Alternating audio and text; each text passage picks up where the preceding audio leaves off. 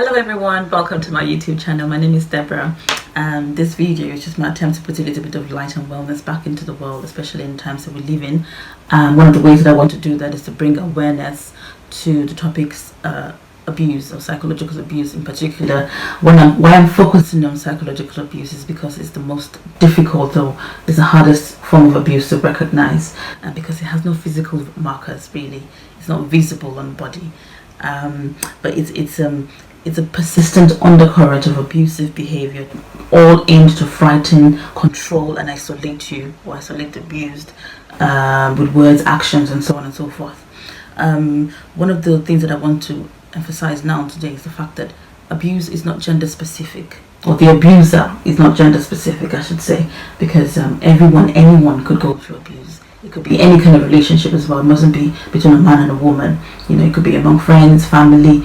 All kinds of relationships might have elements of abuse. Now, this is why I'm making these videos, for us to recognize them and know how to get ourselves out of the situations and know the way forward.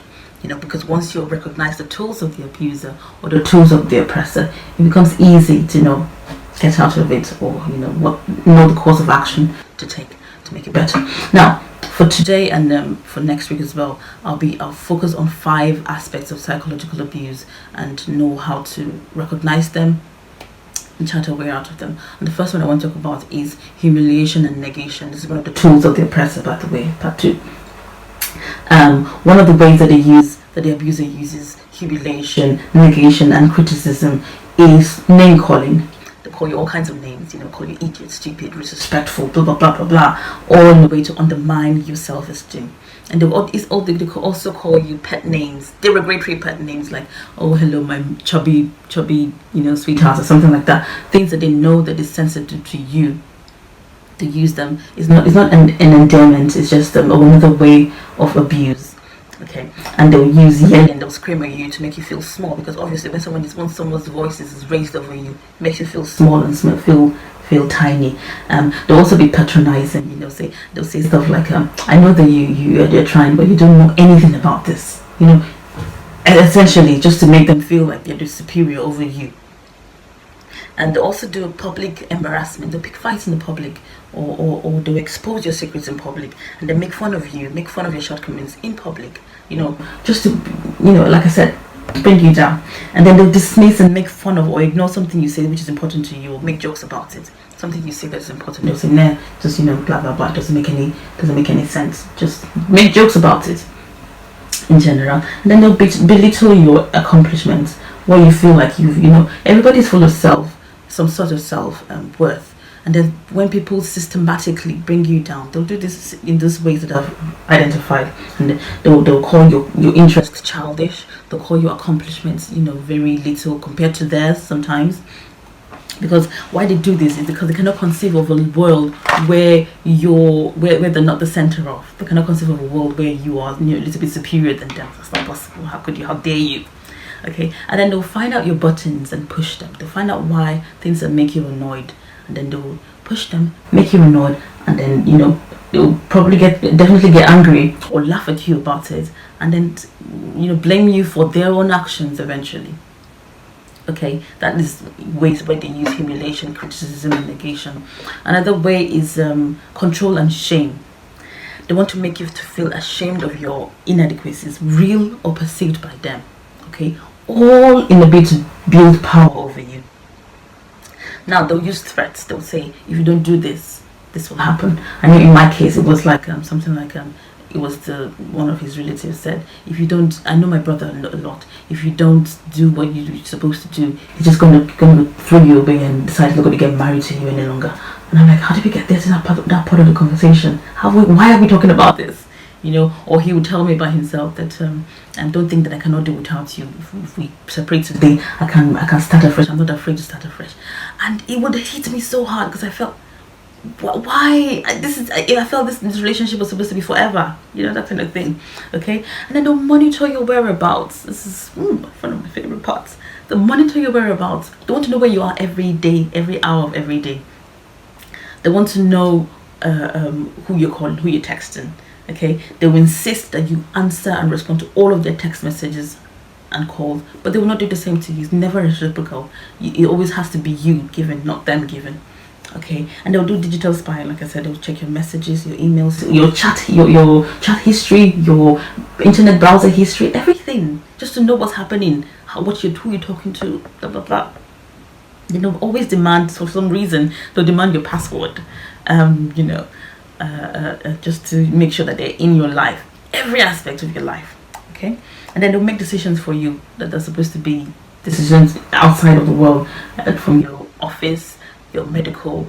I remember at one point he was calling my doctor to find out things, and they will go over when they could, in places where they could, they will get my medical history and try to use it against me and stuff like that.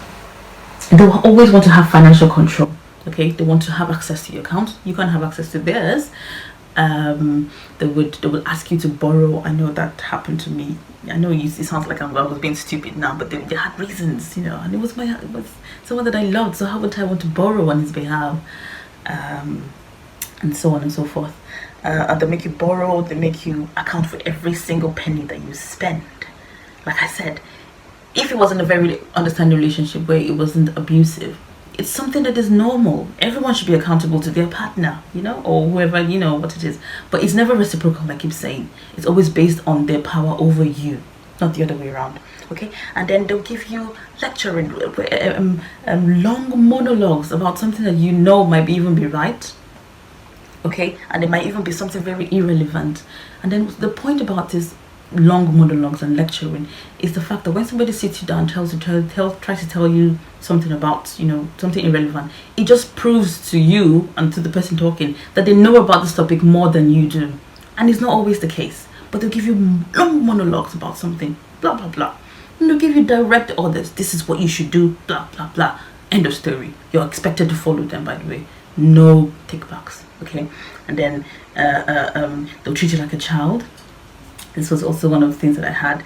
They'll tell you what to wear, what to eat, how to eat, when to eat it, what friends to have, how much you should have in your account at specific times. And so just control. Like I said, control and shame, right? And then one of the things that was very firm for me was unpredictability. Pardon me. When you don't know what's going to happen in the next 2 seconds. Okay, for me it was the unexpected and unexplainable bouts of rage. I couldn't, and like I said, unexpected. And then after that, you have episodes of showering of love, and it might not be the love that you deserve, but no matter how little it is, you just crave it. So, and then but then because of the unexpected level of it, and because it's so unpredictable, you don't know what to expect. For me, it got to the point where when I hear his key at the door coming in at night, my heart starts racing, because I don't know what's going to happen. I don't know what's going to happen next, what I'm going to see for that day, and how I'm going to have to react to it. It was really, really destabilizing emotionally, and it makes you walk on eggshells all the time. Now, one of the reasons why I'm doing these videos is because I'm imagining so many women having to live, or men, by the way, just to emphasize that again, having to live in these circumstances right now where we're having lockdown. Okay, it's very, very distressing for me, because I know what it feels like.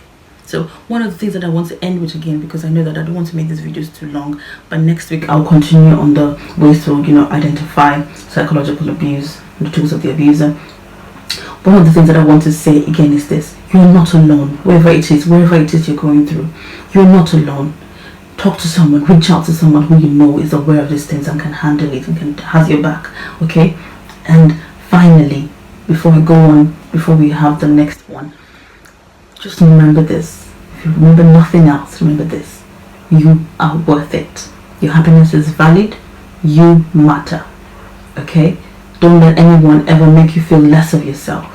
Don't let anyone make you feel like you are in a terrible place and you're worthless and nothing else is worth it in this world. There's so much beauty and love out there waiting for you to just embrace it. Don't let one person dictate your reality for you. Okay? And we'll continue with this next week. So please stay safe and remain blessed. See you.